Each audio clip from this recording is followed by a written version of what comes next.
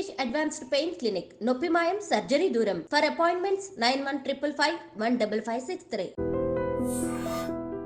Business ideas అనేటప్పటికి ఇప్పటికి ఎవరికైనా కానీ వచ్చే ఐడియా ఏంటంటే, అరే హోటల్ పెట్టేద్దాం, ఏముంటుంది టేస్ట్ ఎట్లా కూడా చేసేద్దాం, షెఫ్లు మనం పిలుచుకుందాం అని చెప్పేసి ఈ టైప్ ఆఫ్ లైక్ ఎఫ్ఎన్బి ఈ టైప్ ఆఫ్ ఉన్న వాళ్ళల్లో సో నువ్వు ఇచ్చే ఐడియాస్ అనేది అవుట్ ఆఫ్ ద బాక్స్.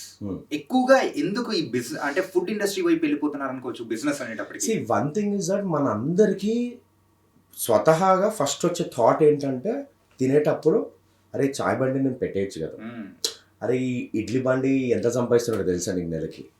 వాడు ఐటీ కంపెనీ నుంచి కిందికి దిగి అక్కడికి వచ్చి వాడు అక్కడ టిఫిన్ తింటుంటే అక్కడ జనాలను చూసి ప్రాబబ్లీ నా శాలరీ కంటే 3 రెట్లు సంపాదిస్తుండే మనిషి అలా అనుకుంటారు. కానీ మెయిన్ పాయింట్ ఏంటంటే there are many factors which run behind that. It is not easy to run FNB. The most hardest business is running FNB if you ask me, because there are a lot of problems in that. First thing is that your chef is a challenge, taste is a challenge. Then you need to have patience. You need to have patience because your business will not run from day one. Your business will at least take 6 months to pick up. Then the spot what you're putting.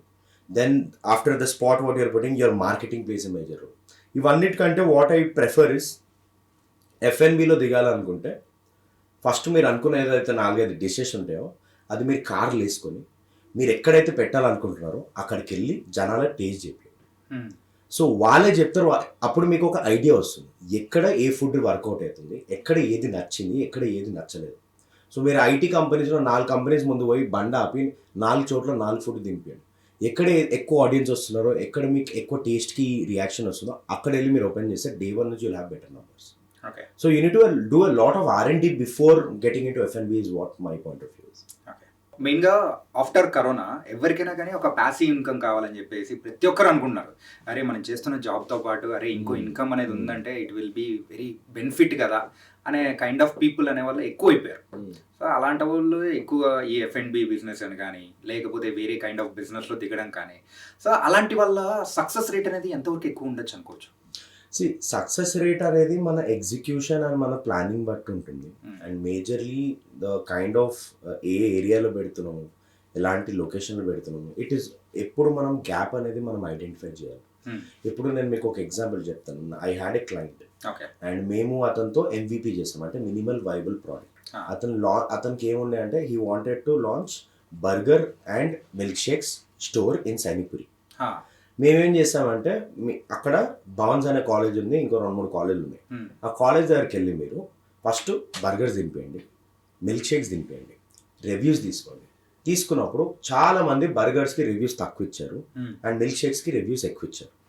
అంటే అక్కడ ముందు మనోడు అనుకుంది ఏంటి, 12 వెరైటీలు burger, 4 వెరైటీలు milk shake అనుకున్నాడు. ఆ రియాక్షన్, ఆ ఫీడ్బ్యాక్ వచ్చిన తర్వాత మనోడు ఏం చేసిందంటే బర్గర్ మెనూ తగ్గించి మిల్క్ షేక్ మెనూ పెంచాడు. ఓకే. సో ఆ గ్యాప్ అనేది ఎలా తెలిసింది? When you go in to the market and you test your product. అక్కడికి అంటే అక్కడ 4-5 కాఫీ షాప్లు ఉన్నాయి కాబట్టి బర్గర్ అవైలబిలిటీ అనేది ఆల్రెడీ ఉంది, మిల్క్ షేక్ అవైలబిలిటీ అనేది లేదు. అండ్ స్టూడెంట్స్కి ఒక గో టు గో డ్రింక్ లాగా మిల్క్ షేక్ కావాలి. సో ఆ స్టడీ వల్ల వాడికి ఏమడుతుందంటే ఇక్కడ నేను మిల్క్ షేక్స్ పెంచితే బాగుంటుంది అనేసి he opened a store of milk shakes and less of burgers.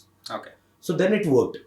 So ఏదున్నా ద రిస్క్ ఇప్పుడు ఇక్కడ ఆ టెస్ట్ చేయకుండా మనం డైరెక్ట్గా దిగిపోయి ఉంటే చేతులు కాదు. So you should always your risk. Business అంటే చాలా మంది రిస్క్, నాకు బ్యాక్గ్రౌండ్ లేదు, నాకు నేను MBA చేయలేదు అనుకుంటారు. Business is all about calculations. If you do right calculation business అనేది పర్ఫెక్ట్గా అవుతుంది.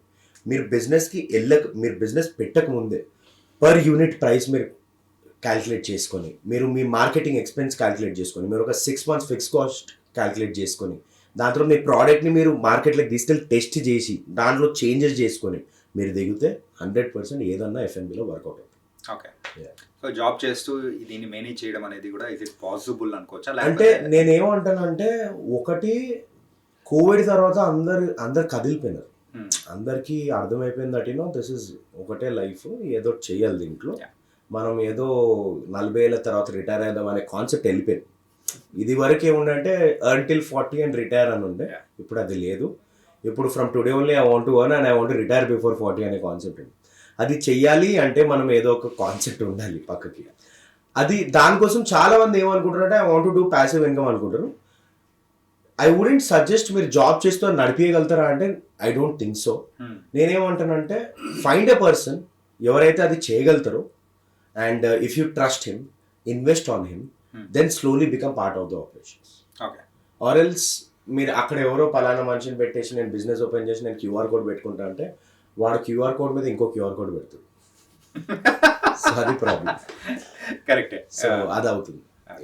సో అది అయిన తర్వాత ఏమంటారంటే అరే నువ్వు రియలైజ్ అయ్యే లోపు దగ్గర ఆల్మోస్ట్ 70-60% నిన్ను స్వాహా. అప్పుడు నువ్వు అరే బిజినెస్లో మనకు వర్కౌట్ కావురా ఎందుకురా ఇది అనేసి అనుకొని పేరెంట్స్ తిట్టి నువ్వు ఇంట్లో కూర్చుంటావు. Okay. I wouldn't suggest you to do that. Find a right horse or you become the horse. So thank you for coming over. Thank you so much. My pleasure, sir. Thank you so much for inviting. iDream has always been a dream and it has come true. Thank you so much. Thank you, bro. Thank you.